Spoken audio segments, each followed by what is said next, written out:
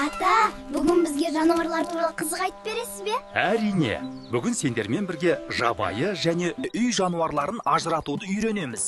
Біз оларға жем, шөп береміз, су құямыз, тұратын жерін тазалаймыз. Ал олар бізге сүт, ет, жүн береді. Ит үйді қорыйды, жылқы мен түйе көлік болады. Үй жануарлары түйе, жылқы, сиыр, қой мен ешкі 4 түлік деп аталады. Естеріңде сақтаңдар. Ал мыналар ше? Бұғы қандай әдемі, тиін қандай шапшаң. Бұлар жабайы жануарлар. Олар табиғатта өздігімен тіршілік етеді. Тамақты өзі табады. Қауіптен өзі қорғанады. Адамға тәуелді емес. Бұларға біз жем-шөп бермейміз бе? Жоқ, балам. Жабайы жануарлар адамсыз өмір сүріп үйренген. Олардың мекені орман, тоғай, тау, дала, шөп.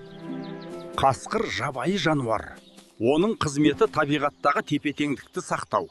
Сондықтан біз оларды мазаламаймыз, ал олар бізге жақындамайды.